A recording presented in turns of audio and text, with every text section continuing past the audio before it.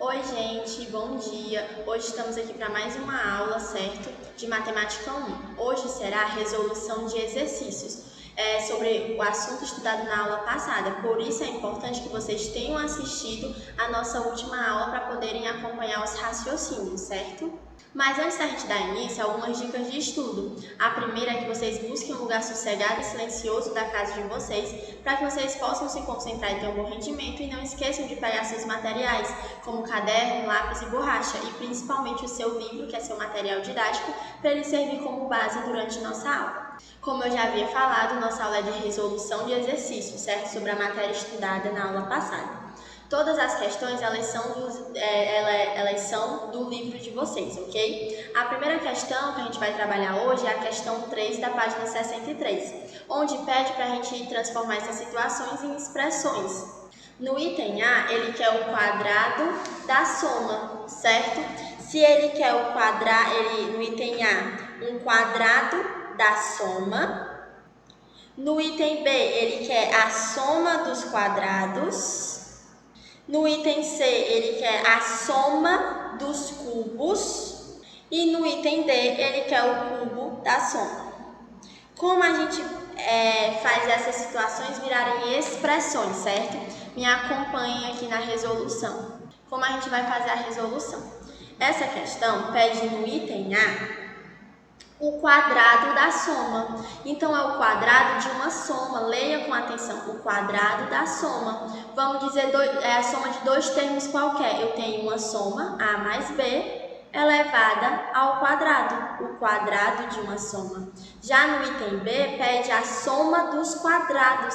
Então, não é isso aqui. Vai ser a soma de A ao quadrado mais B ao quadrado, o quadrado de uma soma e a soma de quadrados. Já no item C, pede para a gente a soma dos cubos. Então, é A ao cubo mais B ao cubo. Já no item D, pede a soma uma soma ao cubo. Então, é A mais B ao cubo. Então, aqui eu tenho a soma ao quadrado, a soma ao cubo, a soma de quadrados e a soma de cubos, certo?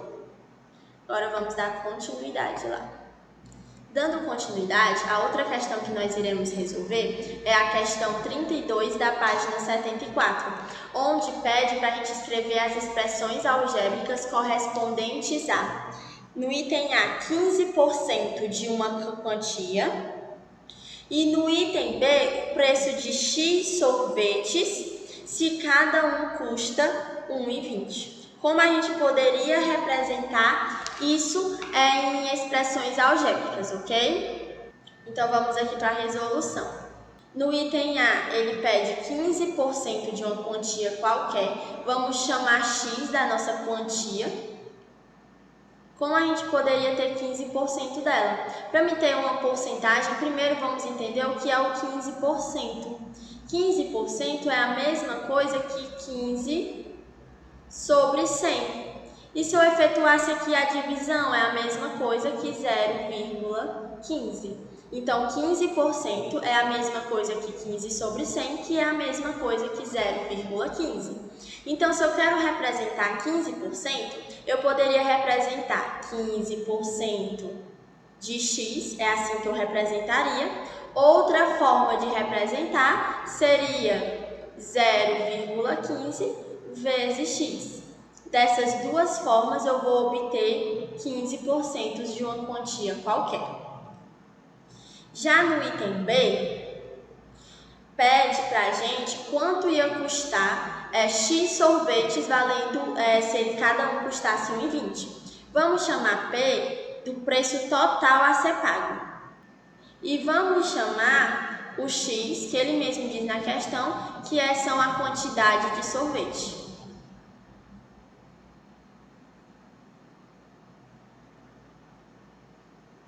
Então, para me saber qual vai ser o preço total, o preço total de sorvete, o preço total a ser pago, vai ser R$ 1,20, que é o preço de um sorvete, vezes a quantidade de sorvetes que eu consumir. Se eu consumir 4 sorvetes, eu vou pagar 4 vezes R$ 1,20. Se eu consumir 20 sorvetes, 20 vezes R$ 1,20, ok? Agora eu vou aqui apagar para a gente poder dar continuidade. Dando continuidade, agora a questão 34 da página 74, onde diz o seguinte: determine o grau de cada monômio e os respectivos graus em relação às variáveis. Vamos ter que lembrar como é que eu calculo o grau total de um monômio. Eu vou somar os expoentes das minhas variáveis. Então, qual é o grau desse monômio? É o expoente de x mais o expoente de y. O expoente de x é 2 e o de y não tem nenhum valor aqui, significa que é 1. Então, o grau do monômio vai ser 2 mais 1, 3. E qual é o grau da variável x? 2. E o grau da variável y? 1. Agora, no item B, qual é o grau do monômio? É a soma do x e do y. 4 mais 5, 9. Qual o grau da variável x? 4. E o grau da variável y? 5. No item C. No item C diz o seguinte: o grau do monômio, eu tenho 2 do x, 1 do y e 4 do z. 2 mais 1, 3, 3 mais 4, 7. Então, o grau do monômio é 7. O grau da variável x, 2, e o grau da variável y, 1. Agora, aqui no D, não tem nenhuma variável. Então, o grau do monômio é 0. O grau da variável x é 0 e o grau da variável y é 0. Dando continuidade, agora a questão 37 da página 75, perdão. Um estacionamento cobra R$ 6,00 por 1 hora de permanência. Então, uma pessoa paga R$ 6,00 se passar 1 hora no estacionamento. Se passar mais 1 hora, vai pagar mais R$ 3,00, certo? Pela segunda hora. Então, na segunda hora, paga R$ 3,00. E da terceira hora em diante, na terceira hora ou mais, paga R$ 2,00 a cada hora, certo? Então, é o seguinte. Item A. Quanto paga quem estaciona 2 horas e 40 minutos? Quanto é que uma pessoa vai pagar se estacionar 2 horas e 40 minutos? Primeiro passo para resolver essa questão é anotar os dados que a questão nos deu. Que nesse caso primeiro passo são os nossos dados. Que seria que 1 hora no estacionamento você paga R$ 6,00. Aí 2 horas, assim, a primeira hora, vamos escrever de outra forma para melhor ser entendido, certo? Na primeira hora, paga R$ 6,00. Na segunda hora, paga R$ 3,00. E na terceira hora em diante, paga-se R$ 2,00. Isso foram os dados que a questão nos deu. E ele quer saber quanto deve ser pago se a quantidade de horas for 2 horas e 40 minutos. Se o nosso tempo lá no estacionamento for 2 horas e 40 minutos, quanto é que deve ser pago? Vamos ver o seguinte: se na primeira hora paga R$ 6,00 e na nossa segunda hora vai pagar R$ 3,00, então o que é que vai acontecer? Eu vou pagar R$ 6,00 pela primeira hora, mais R$ 3,00 pela segunda hora. Então, nas 2 horas que fiquei dentro do estacionamento, eu já paguei R$ 9,00. Só que ainda falta os 40 minutos. Depois da segunda hora, o que é que eu sei? Depois da nossa segunda hora,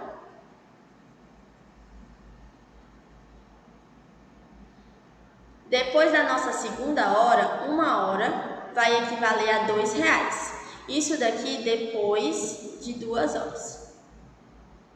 A partir das 3 horas, 1 hora vale R$ 2,00. 1 hora são 60 minutos. Então, 60 minutos a mais que eu passar depois de 2 horas, eu pago R$ 2,00. Se eu ficar 40 minutos a mais, eu vou pagar quanto? Vou pagar X. Aqui é uma regra de 3. Como é que eu vou efetuar? Multiplicação cruzada, 40 vezes 2 e x vezes 60. X vezes 60, eu vou ter 60x. 40 vezes 2, 80. 60 está multiplicando, passa dividindo. X é igual a 80 dividido por 60. Eu corto aqui 0 com 0 e vou ter 8 sobre 6. Eu posso simplificar por 2. Divido em cima por 2 e divido embaixo por 2. 8 dividido por 2, 4. E 6 dividido por 2, 3. Agora eu vou efetuar essa divisão. 4 dividido por 3, que é igual a 1,33. 1,33. Então, eu vou pagar R$ 9,00 pelas 2 primeiras horas, R$ 6,00 a primeira hora, mais R$ 3,00 da segunda hora. E os 40 minutos que eu ficar a mais, eu vou pagar R$ 1,33. Então, para me calcular aqui o meu total de dinheiro que eu vou pagar, vai ser R$ 9,00 mais 1,33. Então, no total, eu vou pagar R$ 10,33. Agora vamos dar continuidade, agora olhando para o item B. No item B diz o seguinte: se estacionarmos o carro por X horas, sendo X maior que 3, qual será a quantia que deve ser paga? Agora nós vamos ter que prestar mais atenção. Ele quer que a gente escreva uma expressão onde o nosso X, que é a nossa incógnita, ela tem um valor maior que 3. Então, nosso X é maior que 3. E quer que expresse qual vai ser a quantia paga pela pessoa que ficar mais do que 3 horas no estacionamento. Então, o que ele vai ser igual, vamos observar. Primeiro, vamos prestar atenção no seguinte: aqui é maior que 3 horas, porque na primeira e na segunda hora é fixo. Na primeira hora eu pago R$ 6,00 e na segunda hora eu pago 3. E nas duas primeiras eu vou pagar 6 mais 3, R$ 9,00. Então, nas 2 horas iniciais, a pessoa paga R$ 9,00, que é a minha parte fixa. A pessoa sempre vai pagar R$ 9,00 pelas 2 primeiras horas, mais a quantidade de horas que ficar a mais, certo? Que vai ser o seguinte: eu vou ter 9, que é o meu fixo, que é o meu valor de 2 horas, e X é a quantidade de horas que eu ficar a mais do que 2, de 3 em diante. Eu posso escrever vários tipos de fórmula para expressar isso. Eu vou escrever uma e vocês escrevem, tentam pensar em mais, certo? E me mandem. Como é que eu poderia fazer? Se X é maior do que 3, nesse meu X aqui, eu já tenho as 2 horas iniciais, não é? Então, eu vou dizer o seguinte, que a quantidade vai ser o valor fixo, que é 9, mas depois de 2 horas, a partir de 3 horas, eu vou pagar R$ 2,00 por cada hora que eu ficar a mais. E essas horas que eu ficar a mais vai ser o meu X, que é a quantidade de horas total, incluindo as 2 primeiras, menos 2. O que é isso que a senhora fez?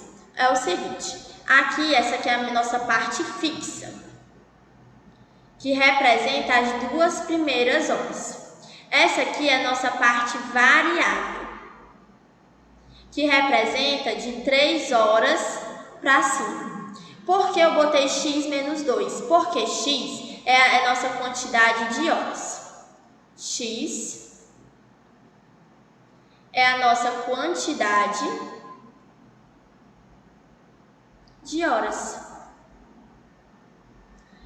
Por que X menos 2? Porque eu tirei as 2 horas iniciais, que é fixa. E a cada hora que eu ficar a mais, eu vou pagar R$ 2,00. Então, preste atenção nisso aqui. Vamos dizer que uma pessoa ficou 5 horas no estacionamento. Nas 2 primeiras horas, ele pagou R$ 9,00. E nas demais 3 horas, vai ser o seguinte: a quantia vai ser igual a R$ 9,00 fixo mais R$ 2,00. X, que é o nosso 5, a quantidade de horas total, menos 2.